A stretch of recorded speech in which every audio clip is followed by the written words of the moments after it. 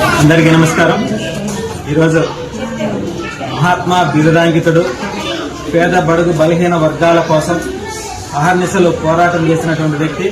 మహిళలు చదువుకోవాలి, వాళ్ళకు కూడా సముచిత స్థానం ఏర్పాటు చేయాలనేటువంటి ఆలోచనతో స్వాతంత్రానికి ముందే ఆయన సతీమణిని చదివించి ఎన్నో అవమానాలు, ఎన్నో ఇబ్బందులు, ఎన్నో ఆటంకాలు వాటన్నిటిని కూడా ఎదురించి నిలబడి వాళ్ళ సతీమణిని చదివించి మహిళా శక్తిగా మహిళలను కూడా చదివించాలనేటువంటి ఆలోచన కలిగినటువంటి వ్యక్తి మహాత్మా జ్యోతిరావు పూలే గారి జయంతి సందర్భంగా ఏదైతే ఆయన 1827 ఏప్రిల్ 11వ తారీఖున జన్మించినటువంటి భారత మాత ముద్దు బిడ్డ, పేద బడుగు బలహీన వర్గాల ఆశాజ్యోతి, ఆయన యొక్క ఆశయ సాధనలో ప్రతి ఒక్క యువత కూడా నడుచుకోవాలని చెప్పి మనస్ఫూర్తిగా తెలియజేస్తూ ఈ రోజు ఆయన జయంతి సందర్భంగా ఏదైతే సర్వేపల్లి నియోజకవర్గంలోని సర్వేపల్లి గ్రామ పంచాయతీ పరిధిలో అంగన్వాడీ స్కూల్ నందు ఆయన చిత్రపటానికి కూటమిలో భాగంగా పూలమాలలు వేసి పిల్లలందరికీ కూడా స్లేట్స్ మరియు బిస్కెట్స్ పంపిణీ చేయడం జరిగింది.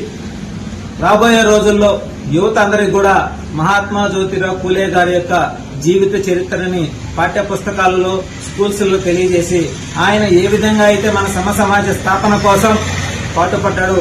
ఆయన సతీమైన అయినటువంటి సావిత్రిబాయి పూలే గారిని అప్పట్లోనే ఆవిడని బడికి పంపించాలంటే ఆవిడ వెళ్లే దారిలో కోడిగుడ్లతో పైనేసి కొట్టేవాళ్ళు, అవమానించేవాళ్ళు. ఆ అవమానాలన్నింటినీ కూడా తట్టుకొని చదివినటువంటి మొట్టమొదటి మహిళ కూడా సావిత్రిబాయి పూలే గారు. నిజంగా మహాత్మా జ్యోతిరావు పూలే గారికి ఆయనని ప్రతి ఒక్కరు కూడా స్మరించుకొని ఆయనకి పాదాబంధనం చేసి నేటి యువతరం అందరం కూడా ఆయన ఆదర్శంగా తీసుకుని నడుచుకోవాలని చెప్పి మనస్ఫూర్తిగా తెలియజేస్తూ కూటమి ప్రభుత్వం ఎప్పుడూ కూడా ఇటువంటి మహానుభావులని స్మరించుకుంటూ వారి ఆశయ సాధనలో మన పరిపాలన కూడా కొనసాగించే విధంగా భావి భారత పౌరులను తీర్చిదిద్దే విధంగా కూటమి ప్రభుత్వం పరిపాలన కొనసాగిస్తుంది.